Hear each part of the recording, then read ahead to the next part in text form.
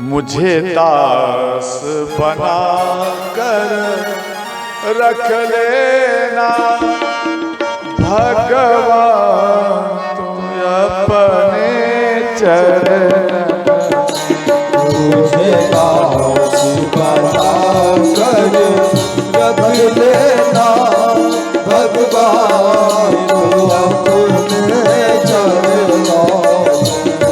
भगवान तू अपने चरणों में, भगवान तू अपने चरणों में,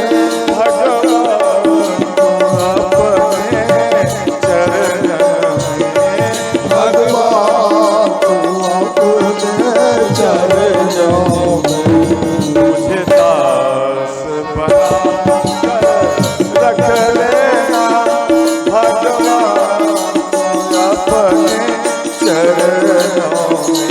मुझे दास बना कर रख लेना। हर हर महादेव।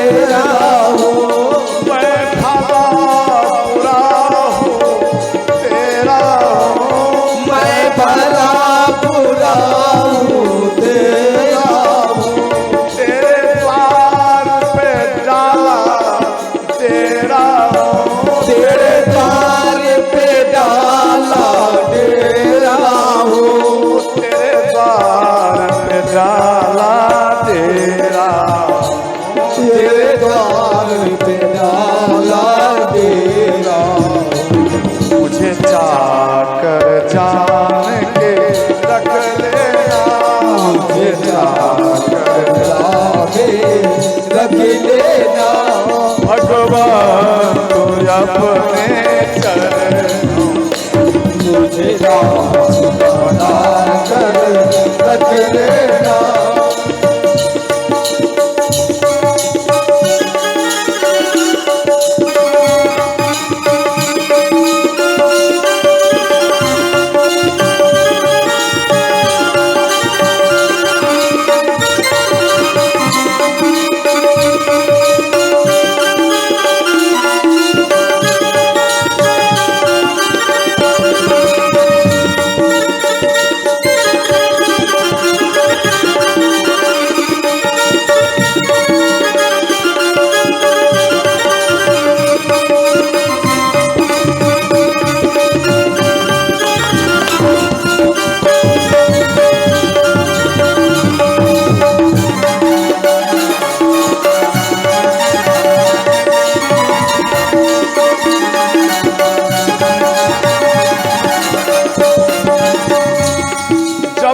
अधम से अधम को तारा है, जब अधम से अधम को तारा है, जब अधम से अधम को तारा है, जब अधम से अधम को तारा है, उसमें ही नाम हमारा, उसमें भी नाम हमारा। मुझे भार समझ कर रख लेना, मुझे भार समझ कर रख लेना। भगवान तू अपने चरणों। मुझे भार समझ कर रख लेना भगवान तू अपने चरणों। दास बना कर रख लेना।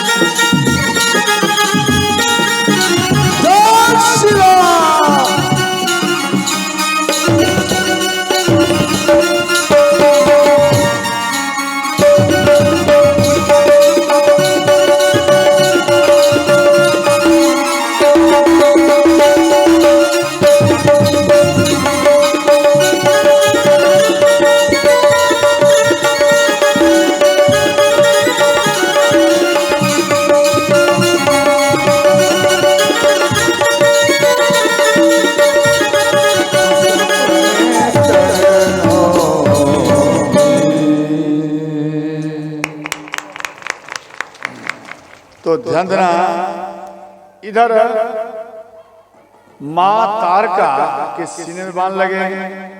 भगवान राम से निवेदन किए कि प्रभु सुना है कि जो आपके चरण में अंतिम चरण में जिनका अंतिम समय आ जाता, जो आपको याद करते हैं और आपसे जो जो व्यक्ति जो कुछ मांगते हैं आप उनकी इच्छा के पूर्ण कर देते हैं प्रभु। इसलिए आज हम भी मांग रही हूँ। ध्यान देना, यहाँ माँ तारका बोली कि आपसे कुछ हम मांग रही हूँ। भगवान राम बोले हे माता आपको क्या चाहिए, बोलो आपको क्या चाहिए। तो मां तारका बोली हे नाथ हम कई प्रयत्न किया जे अयोध्या का मैं शासन करूं 14 वर्ष के लिए, परंतु आपके पिता कहीं हमको मार्ग नहीं दिया, ना कहीं जगह दिया, और आपके पिता के रहते हम ये शासन नहीं कर पाए, इसलिए मेरा इच्छा को पूर्ण किया जाए। तो भगवान राम बोले पहले वचन देना पड़ेगा। बोले क्या वचन? बोले आप 14 वर्ष तक जो आप शासन करेंगे अयोध्या में, तो अयोध्या में किसी का मृत्यु नहीं होना चाहिए, पहले वचन दो। तो मां तारका बोली हे नाथ मेरे तरफ से एक वचन और ले लीजिए, ये तो मेरा वचन है किसी का मृत्यु नहीं होगा, लेकिन हम भी वचन देते हैं अगर किसी का मृत्यु नहीं होगा तो किसी का 14 वर्ष के अंदर में जन्म भी नहीं होगा। ये बात भगवान राम को बोले, समझ गए?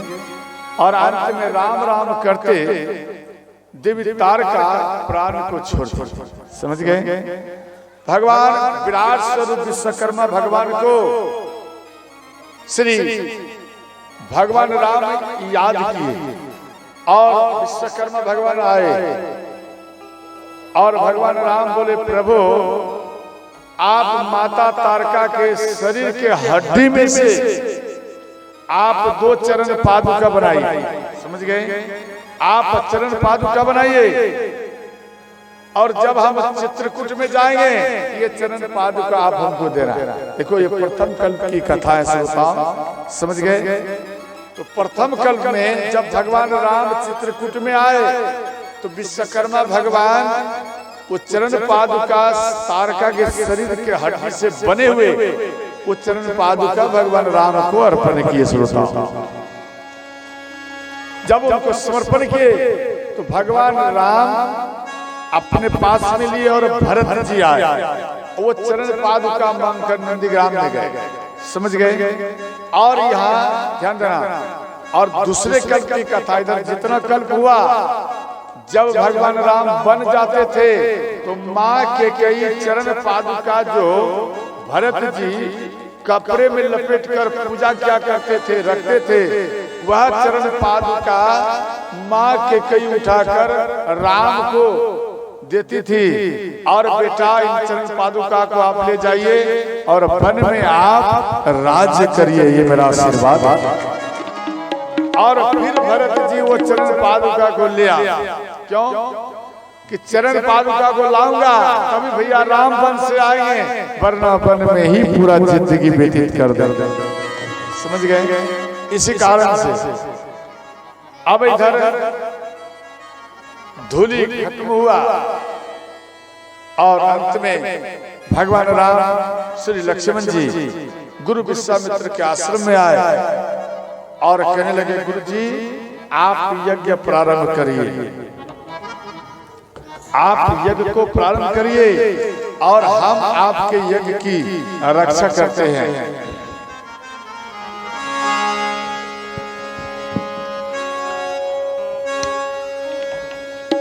प्रात कहा मुनि सन रघुराए, प्रात कहा मुनि सन रघुराए, प्रात कहा मुनि सन रघुराए, प्रात कहा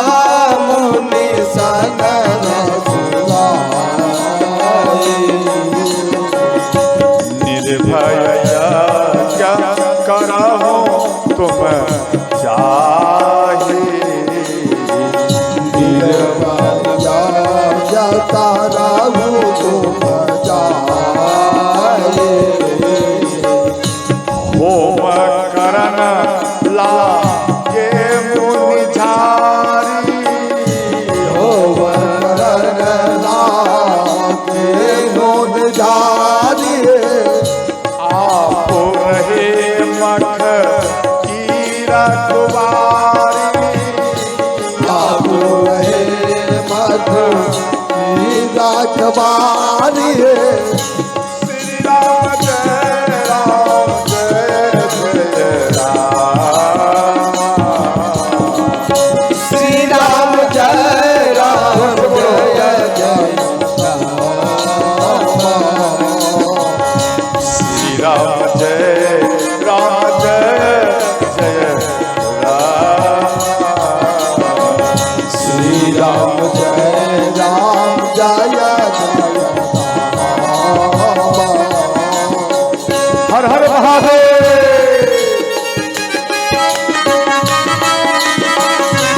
जय श्री राम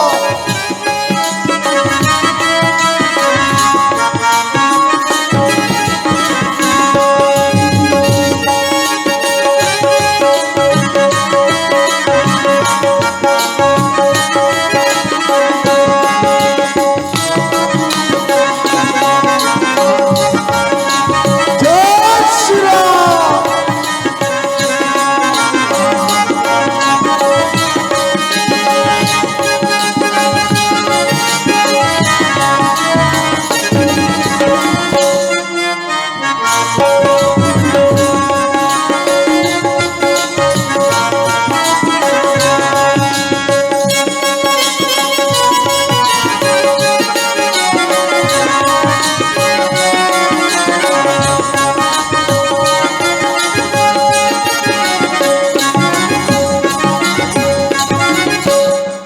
तो ध्यान देना, जब यज्ञ प्रारंभ किए तो सबसे पहले मैं मारीच आया। मारीच 14,000 सेना लेकर आया और भगवान राम लक्ष्मण के ऊपर ध्यान देना। तो भगवान राम श्री लक्ष्मण जी सैनिक को मार दिए और भगवान राम बिना फन का बाण मारे। नहीं समझे, जिसे नख रहता ना, बाण में नख रहता, उन नख को नहीं दी, नख बिना नख वाला बाण चलाए, इसलिए कि मारीच की आगे में आवश्यकता है, इस कारण से उस बाण को छोड़े। तो जैसे ही वह बाण भगवान राम छोड़े तो मारीच के सीने में लगे और लंका में जाकर अरिष्टगिरी पर्वत पर वो धड़ाम से जमीन में गिरे और भगवान राम के इन आघात को ध्यान देना, जब इनके ऊपर पड़ा तो ये अरिष्टगिरी पर्वत में गुफा बनाकर रावण से छुप करके ये राम राम जाप करने लगे। इसके बाद ध्यान देना, सुबह हुआ। सुबह को भगवान राम एक बाण मारे और उनको समाप्त कर दिया। इसके बाद जनकपुरी से एक पत्री आई, इधर पूर्ण हो गया। इसके बाद जनकपुरी से एक पत्री आई। किसी ने प्रश्न किया कि बाबा, जब जनकपुरी से पत्री आए तो हर देश विदेश में सबको भेजा गया, तो अयोध्या में क्यों नहीं भेजा गया? समझे? किसी ने प्रश्न किया। देखो, जनकपुर में से एक व्यक्ति ससुराल में जा रहे थे। जनकपुरी में से एक युवक ससुराल जा रहे थे और देखो पहले क्या रास्ता था, एक परिया, मानो दोनों बगल खेत है, बीच में नहीं रहता रास्ता, उन बीच रास्ता में दलदली था। समझ गए? एक गौ माता उन दलदली में फंस गए और वो युवक जो जा रहे थे, इनके अंदर में एक श्रद्धा हुआ, क्यों नहीं गौ माता को मैं बाहर निकाल। समझ गया? फिर मन में सोचे, इतना सुंदर वस्त्र पहनकर जा रहा हूं, अगर हम इनको बाहर में करेंगे तो मेरा ये वस्त्र गीला पड़ जाएगा, मिट्टी लग जाएगा, फिर हम जा नहीं पाएंगे। तो ये उल्टा काम किया, उन गौ माता के पीठ पर लात देके ये युवक पार हो गया। छलांग मारा, पार हो गया गौ माता और धस गई। ध्यान देना, जब गौ माता धस गई तो गौ माता श्राप दी, तो जिसका दर्शन करने के लिए जा रहा है तू जा, यानी पत्नी का दर्शन करने के लिए जा रहा है जा, जैसे ही तू अपने इन दोनों नयनों से देखेगा तू नेत्रहीन ही हो जाएगा। अब इनको श्राप लग गया, गौ माता मर गई। ध्यान देना, इधर गौ माता मर गई और ये युवक जब ससुराल में गए तो ससुराल में, ध्यान देना, ससुराल में साला है, इनसे बात किया। जब इनकी पत्नी आने लगी आवाज देकर तो ये मुख को घुमा ली और कहने लगे कि देवी आप हमारा मुख मत देखो, ना आप हमको देखा। बोले क्यों? इसलिए कि आपका अगर हम मुख देखेंगे तो मेरा नेत्र चला जाएगा, हमें दिखाई नहीं पड़ेगा। क्यों? एक गौ माता का हमारे ऊपर श्राप लग गया। तो अंत में इनकी पत्नी हट की, हे स्वामी हम तो पतिव्रता स्त्री हैं, आपके ऊपर कोई प्रभाव नहीं होगा। तो जबरदस्ती में सामने में आ गई और जैसे ही अपने पत्नी को देखे इनका नेत्र चला गया, नेत्रहीन हो गए, दिखाई नहीं पड़े। तो वो स्त्री अपने पति को लेकर ये अपने जनक महाराज के दरबार में आया।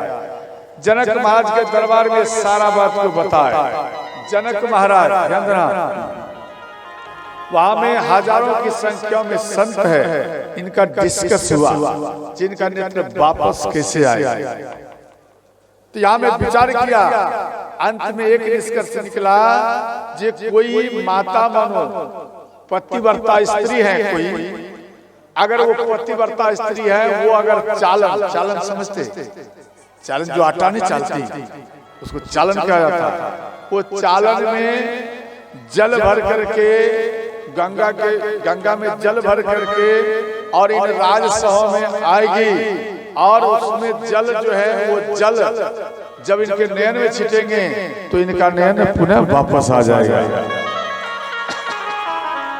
अब ये मन में विचार हुआ, सब ये बात फैल गया, ये हर जगह बात फैला। ये बात अयोध्या में भी आई।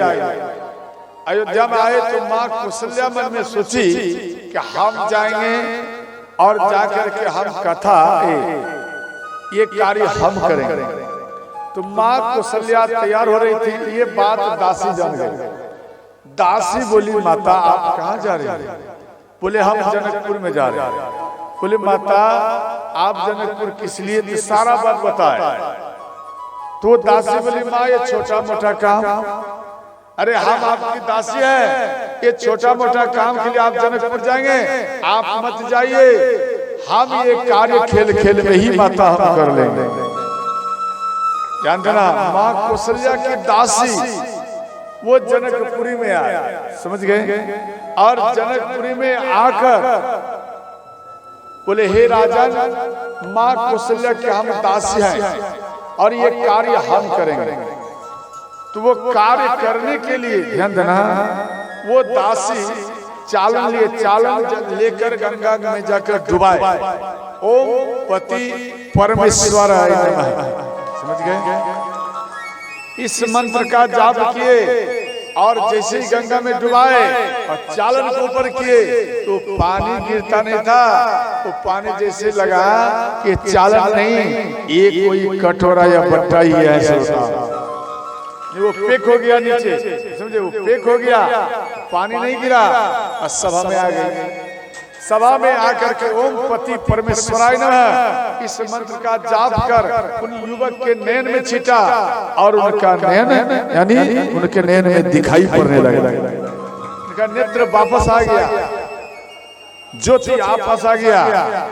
तो वहां में शोर हो गया, भाई माँ कौशल्या की दासी ये बहुत बड़ा कार्य कर लिया है। ये बात हर जगह फैल गया। तो इसी कारण से ध्यान देना, ये धनुष यज्ञ की बात आया। ध्यान देना, धनुष की बात तो मन में सोचे जनक महाराज कि ये पत्री हम भेजूं अयोध्या, अगर कहीं किसी दास को भेज दिया तो वो दास भी आकर के इस धनुष को तोड़ देगा, फिर हमारी बेटी का विवाह उससे करना पड़ेगा। समझ गए? इसी कारण से अयोध्या में पत्री को नहीं भेजे। समझ गए?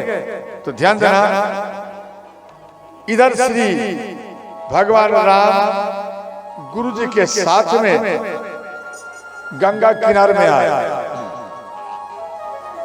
मां अहिल्या के आश्रम में, यानी मां अहिल्या को दर्शन देते हुए गंगा किनारे में आए। तो राजा गंगा किनारे में आए भगवान राम। तो भगवान राम गुरु विश्वामित्र बोले, हे राम, ये जो गंगा माता है आपके ही पूर्वज पृथ्वी पे लाए। तो कहने लगे, गुरुजी मेरे पूर्वज कौन है? बोले आपके ही वंश में राजा सगर थे, उनकी 2 पत्नियां थी, सुमति और केसनी, और उनको एक भी संतान नहीं होते। तो वो भृगु ऋषि के आश्रम में भृगु बाबा का तपस्या की। तो भृगु मुनि प्रकट हुए, ध्यान देना। तो केसनी के पास में आए, वर मांगो। बोले बाबा हमें एक संतान चाहिए और हमें कुछ नहीं चाहिए। और सुमति के पास में आए, बोले वर मांगो। सुमति मन में सोची, ये बार बार झंझट लगा हुआ रहता है संतान का, एक ही बार मांग लो तो अच्छा है। बोले वर मांगो। तो सुमति बोली कि हे ऋषिवर, आप हमें ऐसा आशीर्वाद दो जो कि हमें 7,000 पुत्र की प्राप्ति हो। अब ये बात सुनकर भृगु ऋषि प्रसन्न हो गए, बोले तथास्तु। एक प्रसव की तुमरी दी, एक प्रसव की तुमरी दिए, और बोले केसनी को जब बालक होगा तो आप इन प्रसव की तुमरी में आप बेटा का याद करना, तो इनमें 60,000 संतान आपका प्रकट हो जाएगा। समय आया, ध्यान देना, समय आया, एक बालक को जन्म दिए। ध्यान देना, केसनी एक बालक को जन्म दिए, उन बालक का नाम हुआ अंशुमान। और इसके बाद सुमति को ये बात मालूम पड़े, तो सुमति वो प्रसव की तुमरी में बेटा का याद किए। जैसे ही पुत्र का याद किए, छोटे छोटे कीड़े के समान, समझे, छोटे छोटे कीड़े के समान 60,000 पुत्र प्रकट हो गए।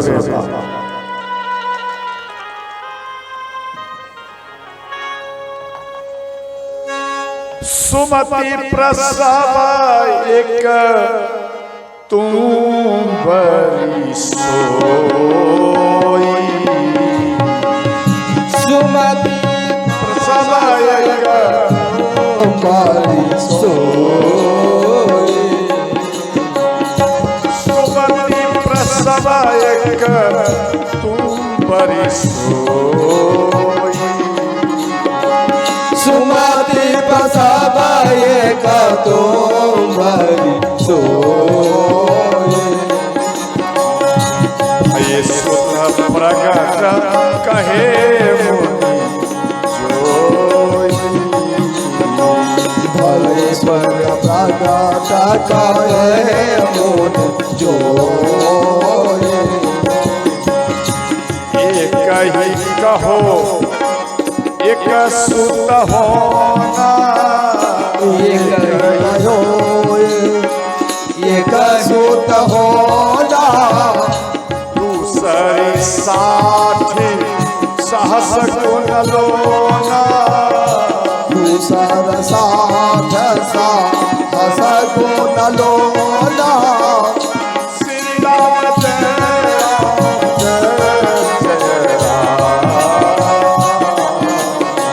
श्री राम जय राम, जय जय राम, श्री राम जय राम जय श्री राम जय राम, जय जय राम।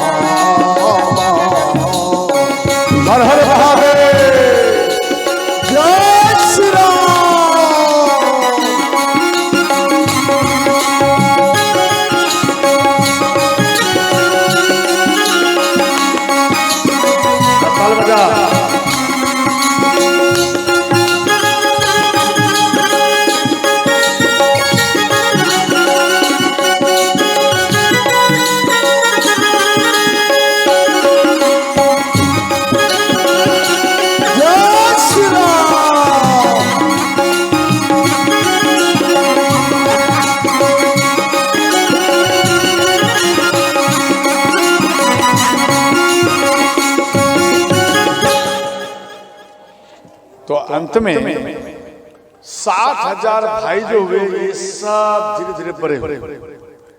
अंशुमान तपस्या करने के लिए चले गए और इधर 60,000 भाई बड़े हुए, सबका विवाह करा दिया गया।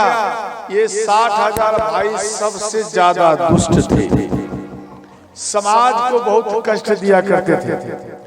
और इधर राजा सगर मन में विचार किया कि हम अश्वमेध यज्ञ करो, ध्यान देना।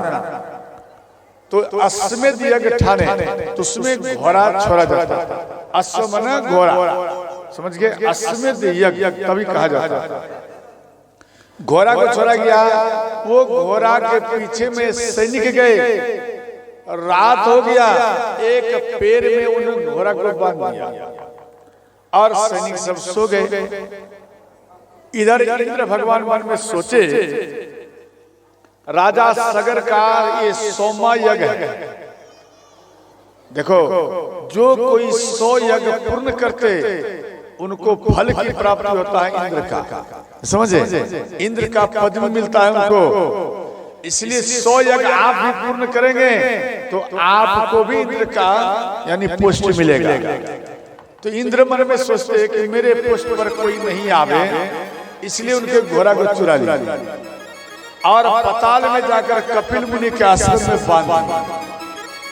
और इधर इंद्र भगवान चले गए। सुबह हुआ, सैनिक देखे भाई यहाँ में तो घोड़ा नहीं, उनको ढूंढे नहीं मिले। राजा सगर को आकर बात होता है तो राजा सगर अपना बेटा 60,000 पुत्रों को आदेश दिए कि बेटा आप जाओ घोड़ा को ढूंढ कर लो, तब ये यज्ञ पूर्ण होगा। ये 60,000 पुत्र गए, हर जगह ढूंढे नहीं मिले। अंत में पृथ्वी को अपने नख से विदीर्ण करने लगे। माँ पृथ्वी व्याकुल हो गई। माँ पृथ्वी गौ का रूप धारण कर ब्रह्मा जी के पास में आए। ब्रह्मा जी को बोले, प्रभु ये राजा सगर का बेटा ये 60,000 हमारे शरीर को विदीर्ण कर रहा है, इसलिए हमें ज्यादा पीड़ा आ रहा है। तो ब्रह्मा जी बोले, घबरा मत, अब इनका समय निकट आ गया है, इस कारण से ये आपके शरीर को विदीर्ण कर रहा है। माँ पृथ्वी चली आई। इधर जमीन को खोदते खोदते ये पताल में चला गया। जब पताल में गए, ध्यान देना, जब पताल में गए तो पताल में कपिल मुनि के आश्रम में गए और आश्रम में जाकर ध्यान देना, देखे भाई यहाँ तो मेरा घोड़ा है। तो ये कपिल मुनि को गालियां दिए। तो कपिल मुनि को क्रोध आया, हाथ में जल लिया और मंत्र कंप्लीट कर, ध्यान देना, और श्राप दिए कि तू एक संत को गालियां दिया, जा तू जल करके भस्म हो जा। यहाँ में ये सब 60,000 भाई जलकर भस्म हो गए। अब इधर समय हो गया, अधिक नहीं मिल पाए, अभी तक आया नहीं। तो मन में विचार किया राजा सगर कि मेरा बेटा नहीं आया। तो अंत में वो अपना एक बेटा जो थे अंशुमान, उसको बुलाए। अंशुमान को बोले, बेटा तेरा 60,000 भैया गया, अभी तक नहीं आया, आप एक काम करिए, अपने भैया को बुला ले आ और घोड़ा को भी लेकर गया, क्योंकि इस यज्ञ को हमें पूर्ण करना है। अंशुमान आए, ध्यान देना। सुमति के भाई का नाम था गरुड़, समझ गए? गरुड़ सारा बात बताए। तो अंशुमान को अपने पंखुड़ी पर बैठाए गरुड़ जी और उनको पताल में ले गए, कपिल मुनि के आश्रम में छोड़ दिए। और कपिल मुनि के आश्रम में अंशुमान आए, कपिल मुनि के चरण में गिर गए। बोले, गुरु जी ये मेरा भाई बहुत बड़ा अपराध किया और अब ये कैसे मुक्त होगा? बोले, जब तक गंगा नहीं आएगी तब तक ये मुक्त नहीं होगा। तो अंत में घोड़ा को दिया गया, घोड़ा लिया और घोड़ा लेकर अपने पिता के पास में आए और अंत में ये सारा बात अंशुमान अपने पिता को बताए। ध्यान देना, जैसे ही बताए तो पिता को दुख हुआ। देखो, बेटा नहीं था तो भी व्यक्ति दुखी है, समझे? बेटा नहीं है तो भी दुखी है, अब बेटा है तो भी दुखी है। सोचो, बोलो है या नहीं है? कोई तन दुखी, कोई मन दुखी, कोई धन बिना रहता उदास, थोरे थोरे सब दुखी एक सुखी राम के दास। समझे, एक ही सुखी है जो राम के दास है, जो शिव के दास है वह सुखी है, बाकी सब जीव है दुखी। समझ गए? इसलिए भगवान के दास बनना करो। तो यहाँ दुखी हुए राजा सगर अंत में यज्ञ को पूर्ण किए। यहाँ में सब जितना भी राजा आते गए सब संकल्प किया कि भाई गंगा माता को लाना है। राजा सगर ये बात सुनकर तपस्या करने के लिए गए गंगा माता को लाने के लिए, और तपस्या करते करते मर गए। अंत में ध्यान देना, अंशुमान ये भी तपस्या करने के लिए गए और ये भी उधर मर गए। अब यहाँ इनके परिवार में एक भी युवक नहीं है, एक भी लड़का नहीं है, एक भी राजा नहीं है, सिंहासन खाली पड़ा हुआ है। अब जो 60,000 जो बेटा थे जो मर गए, उन बेटा की पत्नी, उन बेटा की पत्नी सब गुरुदेव के पास में आए। गुरुजी को बोले, हे गुरुजी, एक भी संतान नहीं है तो फिर यहाँ का राजपाट कौन संभालेगा, इसलिए मेरे ऊपर आप कृपा करिए। तो गुरुजी बोले, देखो आप जितना 60,000 माताएं हैं, आप एक काम करो, आप आपस में भग मिश्रण करो। जब आप मिश्रण करेंगे तो उसमें एक बालक का प्रागट्य होगा। इस बात को सुनकर सब माता आए और आपस में भग मिश्रण किए। तो अंत में एक बालक प्रकट हुआ। उन बालक का नाम पड़ा राजा भगीरथ। बोलो भगीरथ महाराज की जय हो। भगीरथ महाराज प्रकट हुए। भगीरथ महाराज का एक बेटा था काकुत्स, समझ गए?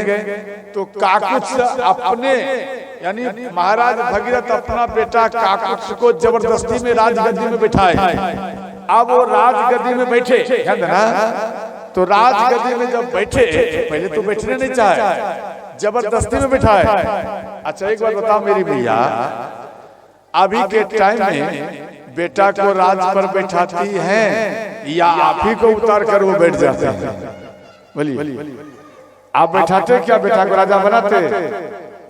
शायद वो भाग्यवान पिता होगा जो 50-60 के अंदर में बेटा को राजगद्दी दे देता होगा, बेटा आज के बाद आप राज करो। भाग्यवान, ध्यान देना। इसलिए 50 में प्लस जाइए, सब राजपाट को बेटा के हवाले कर दीजिए, आप धीरे धीरे पीछे हो जाइए और भगवान का भक्ति करिए। तो यहाँ में ध्यान देना, राजा भगीरथ अपना बेटा काकुत्स को राजगद्दी में जबरदस्ती में बिठाए। बैठना नहीं चाह रहे थे, जबरदस्ती में राज तिलक किया उनका। आप यहाँ करो। महाराज भगीरथ तपस्या करने के लिए आए ब्रह्मा जी का। ब्रह्मा जी प्रसन्न हुए, बोले बेटा वर मांगो। बोले प्रभु हमें गंगा माता चाहिए। तो ब्रह्मा जी बोले, देखो आपको गंगा माता देंगे ठीक है, परंतु भगवान शिव को आप ध्यान में लाओ, भगवान शिव को प्रसन्न करो। भगवान शिव अगर गंगा माता को धारण करेंगे तभी हम गंगा माता को अपने कमंडलू से अवश्य छोड़ेंगे, वरना नहीं छोड़ेंगे। क्यों, उनको कोई संभाल पाएगा? तो महाराज भगीरथ भगवान शिव का याद किए, भगवान शिव प्रसन्न हुए। भगवान शिव को बोले, प्रभु आप गंगा माता को धारण करिए।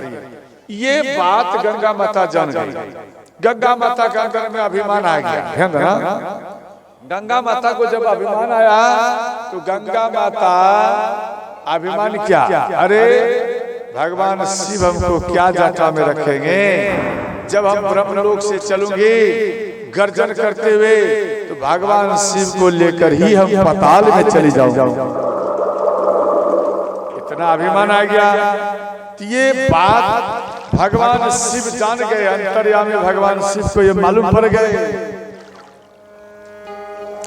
अंतर्यामी शिव ही उपाय,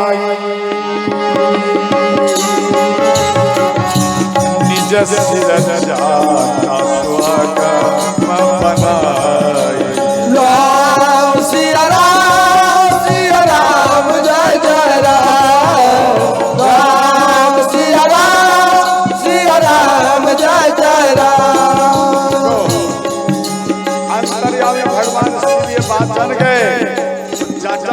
संभाले, गंगा राजा जब संभाले तो गंगा माता आई।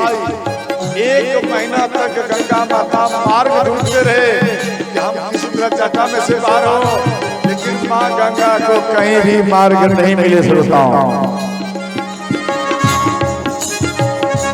अंतर्यामी शिव ही उपाय, निज सिरजा स्वगम बनाई। राम सिया राम जय जय राम, राम सिया राम जय जय राम। हर हर महादेव।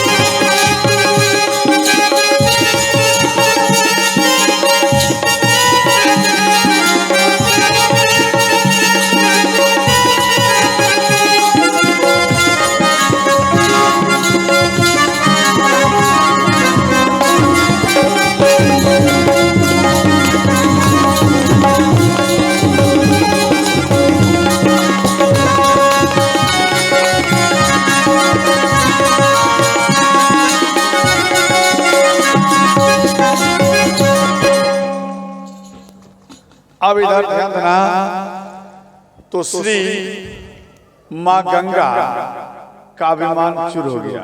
गंगा माता प्रकट हुई और भगवान शिव के सामने में हाथ जोड़े और कहने लगे, प्रभु आप हमें क्षमा कर दीजिए, मेरे अंदर में अभिमान आ गया था, अब अभिमान चूर हो गया है, इसलिए प्रभु आप हमको क्षमा कर दीजिए। देखो, कई व्यक्तियों को नींद आता है, ध्यान देना, समझे, नींद भी आता।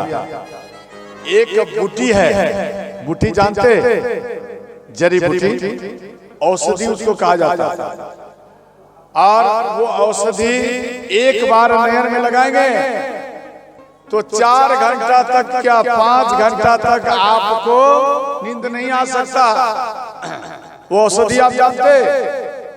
ए बोलो ना, हाय ए माता, आप जानती हैं? नहीं जानते? अच्छा बोलो, वो औषधि किनको किनको चाहिए? आप लोग भी हाथ उठा सकते हैं, बड़ा बड़ा काम करता है, नींद नहीं आएगा। जिनको जिनको औषधि चाहिए वो हाथ उठाइए। अरे नयन नहीं समझे, नींद नहीं आएगा।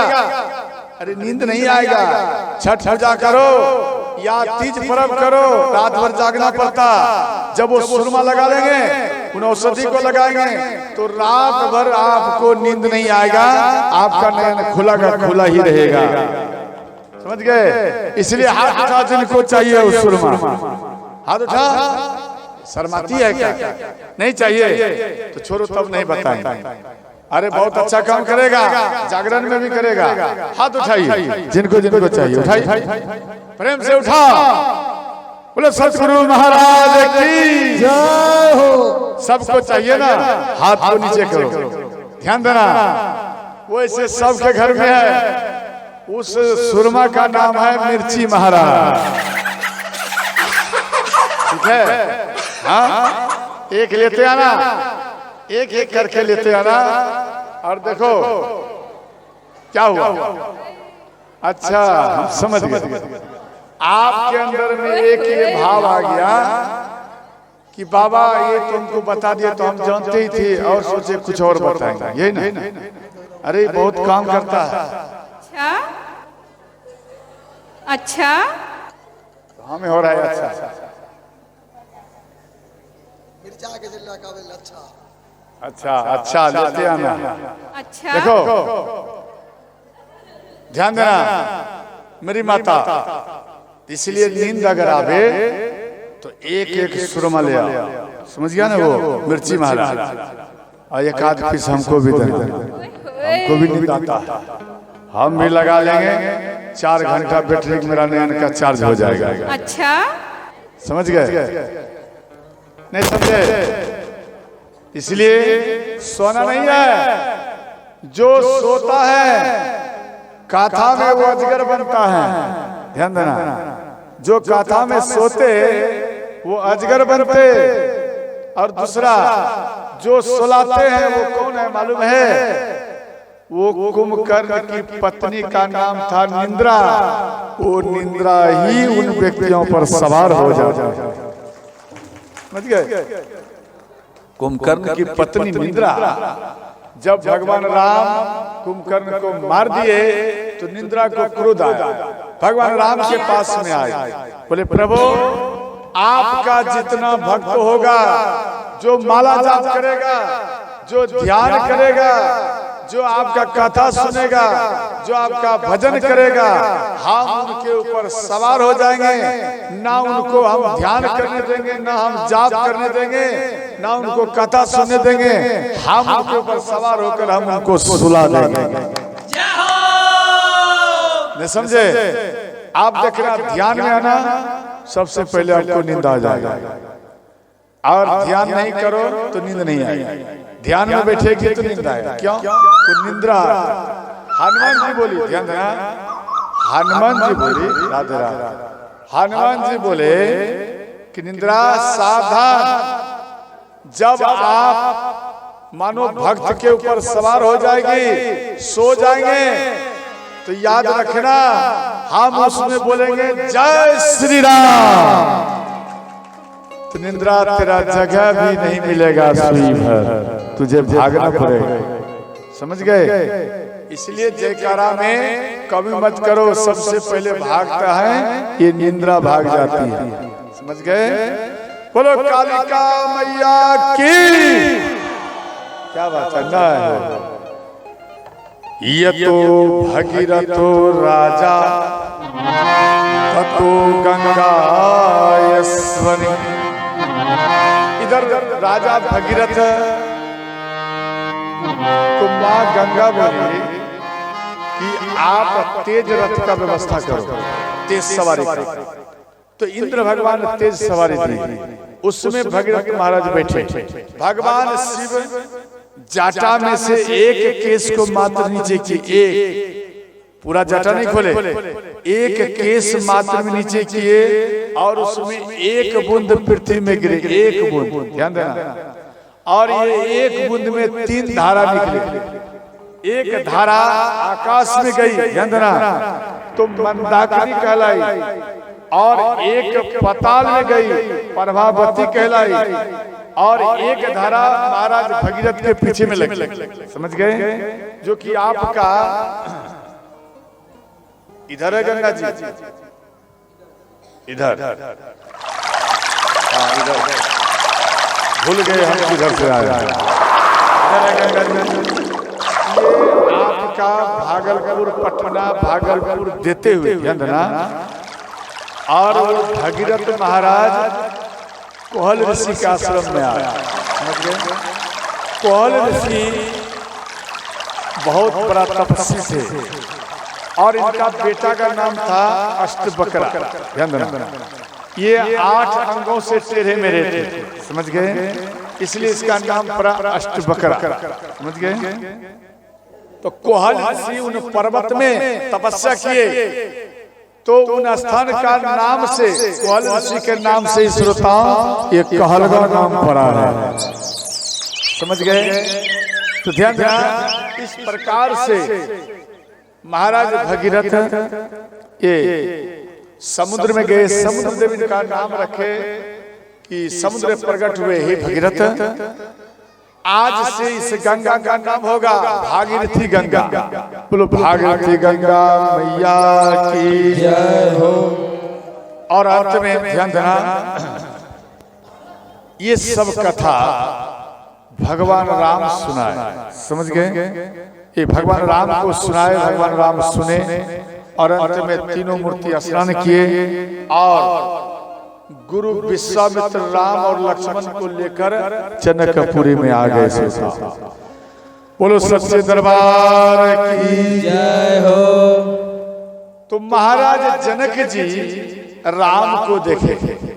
जब राम को देखे ये विदे हो गए। ध्यान देना, किसी ने प्रश्न किया ये विदे कैसे कहलाए, ये विदे क्यों कहलाए, कैसे कहलाए। ध्यान देना, एक बार निप प्रिया निज सेज लगायो, अर्थात सुनैना माता एक बेड में वस्त्र को बिछाए और वहां में जनक महाराज और मां सुनैना सोई। ध्यान देना, जब वहां में सोई तो एक हाथ जनक महाराज का, ध्यान देना, यहाँ साधु संत मन में सोचे ये अपने आप को विदे कहलाते हैं कैसे, जरा मैं इनका परीक्षा लूं। जनक महाराज तपस्या के बल से जान गए। तो जनक महाराज कुतुब किए, एक हाथ, ध्यान देना, एक हाथ चूल्हा में दिए, बगल में चूल्हा था, एक हाथ जनक महाराज चूल्हा में दे दिए और आग लड़ रहा है और उन चूल्हा में हाथ दे दिया है, एक हाथ पत्नी के ऊपर है। ध्यान देना, अब देखो साधु संत किवाड़ में से हुलक कर देख रहे हैं। एक ने कहा देखो इनका हाथ जल रहा है, एक बोले नहीं ये अपने पत्नी के पास में है, बोले नहीं जिनके रही भावना जैसी, अर्थात जनक महाराज योग को भोग में ही छुपा करके रखे हैं। जनक महाराज योग को भोग में छुपा के रखे, इसलिए इनको कोई नहीं समझ पाए। इसी कारण ये विदे हैं, चूल्हे में हाथ है कि कहा इसको मालूम नहीं, इसलिए महाराज जनक जी विदे जनक कहलाए। समझ गए। और अंत में भगवान राम का दर्शन किए और इनको एक जनवासा दिए। वहां में गुरु विश्वामित्र रहे। भगवान राम नगर में गए और नगर में घूमने के लिए, तो जो माताएं राम को देखे वो इनका कोमल जैसा चरण देखकर रहिया में फूल को बिछा दिया कर। जे इतना कोमल चरण है, कम से कम रहिया में फूल बिछा दूंगा तो कम से कम ये बालक नन्हा सा आराम से तो जाएगा, कंकर पत्थर तो नहीं करेगा। अब यहां में ऐसा किया। इसके बाद ध्यान देना, भगवान राम आगे बढ़े और जैसे ही आगे बढ़े तो एक सखी थी, भगवान श्री राम मां सीता की सखी। वो सखी, ध्यान देना, उनका नाम था चंद्रकला। ऐसे तो मां सीता की 8 सखी हैं। 8 सखी में सबसे सियानी थी चंद्रकला, वो दूसरी मंजिल पे थी। तो राम लल्ला नीचे में जा रहे हैं। अब आप दूसरे मंजिल में हैं, नीचे में राम लल्ला है। क्या आप ऊपर से देख सकते हैं उनका मुख? नहीं देख सकते। तो चंद्रकला पुष्प लिए, पुष्प लेकर उनके सिर में छिटे। तो भगवान राम को ऊपर किए, ऊपर जैसे किए चंद्रकला एक पुष्प लेकर उनके गाल में मारे। जैसे ही गाल मारे तो भगवान राम उन पुष्प को पकड़ लिए। चंद्रकला बोली, हे राम, जिन जनक नंदिनी सीता का दर्शन करने के लिए आप जनकपुरी में घूम रहे हो, ये जनकपुरी में नहीं मिलेगा, ये मिलेंगे इस फूल का मिलान कर लेना फूल वाटिका में, वहां में ही जनक नंदिनी सीता से भेंट हो जाएगा। अब इधर भगवान राम गुरु जी के पास में आए, रात्रि में रहे, सुबह हुआ। सुबह में भगवान राम गुरु जी को कह रहे हैं, गुरु जी भैया लक्ष्मण कह रहा है कि फूल तोड़ने के लिए फूल वाटिका जाओ, हम इसको मना कर रहे हैं। तो लक्ष्मण जी मन में सोचे, जाने का मन है भैया का और ये मेरे ऊपर बेल फोड़ रहा है। अच्छा ठीक भैया, मेरा भी समय आएगा।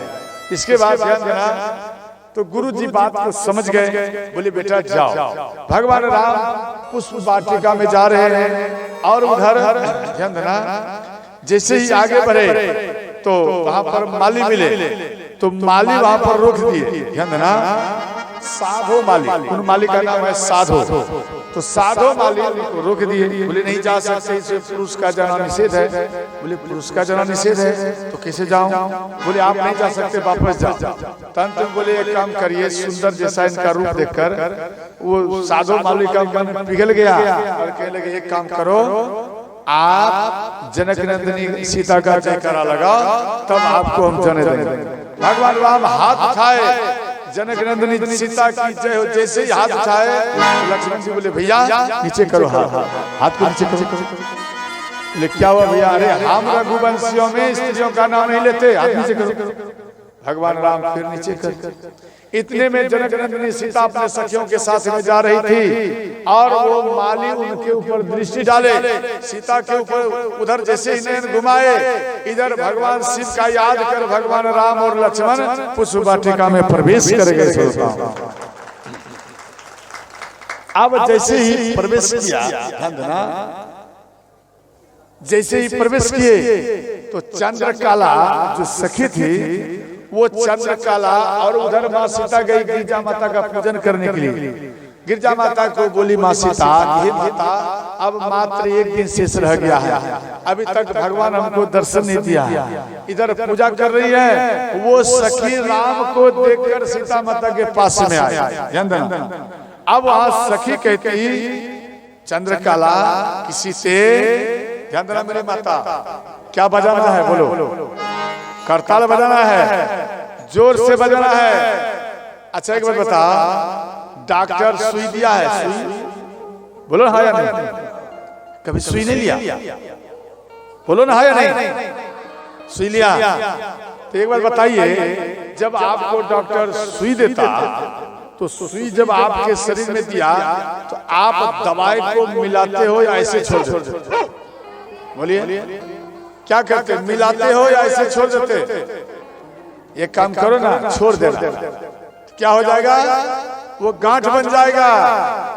अगर आप उनको हिलाएंगे तो पूरा शरीर में फैल जाएगा और आपका रोग समाप्त हो जाएगा। उसी प्रकार से राम नाम का दवाई है। ये राम नाम का दवाई आपके कान के द्वारा आपके शरीर में जाएगा, और जब जाएगा, जब तक आप झूम करके करताल नहीं बजाएंगे ये दवाई आपके शरीर में नहीं भेजेगा। समझ गए? इसलिए जोर से करताल बजाना करो। समझ गया? यहाँ सखी कहती, सखी हम पर चलाई दियो टोला, किशोर गोरस हम पर चलाई दियो टोला, किशोर गोरस चलाओ। शबर सलौना हो, शबर सलौना, शबर सलौना हो, शबर सलौना। क्या बात है भगवान, करताल क्यों नहीं बजा रहे? नाराज हो क्या? बोलो ना हाँ या नहीं? शबर सलौना हो, शबर सलौना, शबर सलौना हो, शबर शबर सलौना। सलौना हो, शबर सलौना, शबर सलौना। हम पर चलाई किशोर गोरस, हम पर चलाई दियो टोला, किशोर गोरस चलाओ। हर हर महादेव।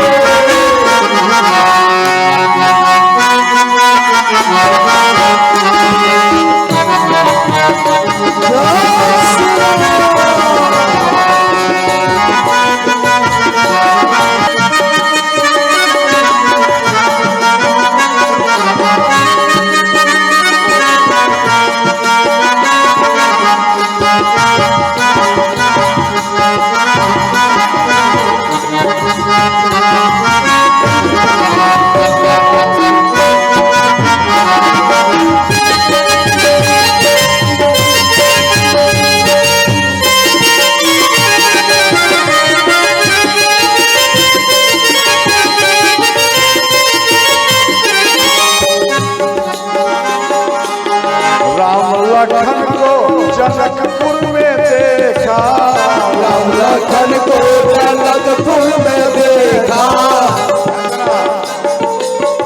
सीता कहती अरे क्या हुआ बता। तो चंद्रकला बोली बहन राम लखन को जनकपुर में देखा, राम लखन को जनकपुर में देखा, नीलमय सोना किशोर गोर सामो सलौना, हम पर चला दियो टोना किशोर गोर सामो सलौना।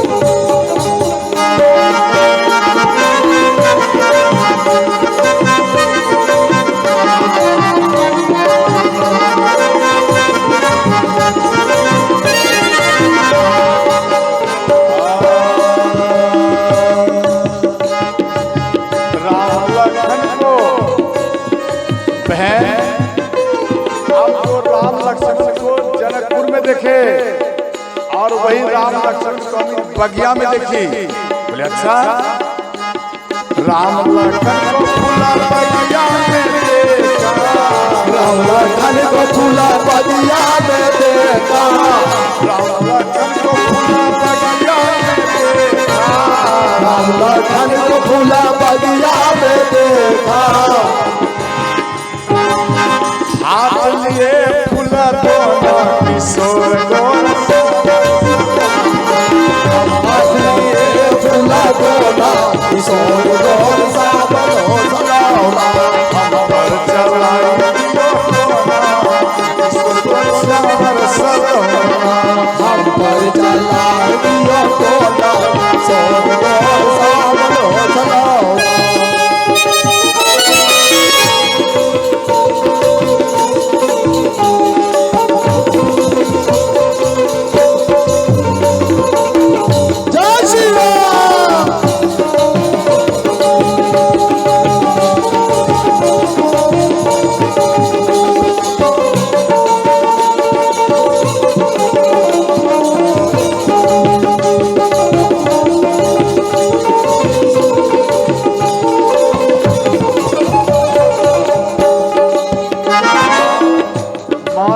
बोले बहन आप कैसे देखे, आप कैसे देखे।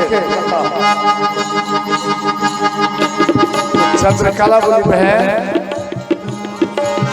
राम जी को देख मैंने घूंघट पटकी ना, राम जी को देख मैंने घूंघट पटकी ना।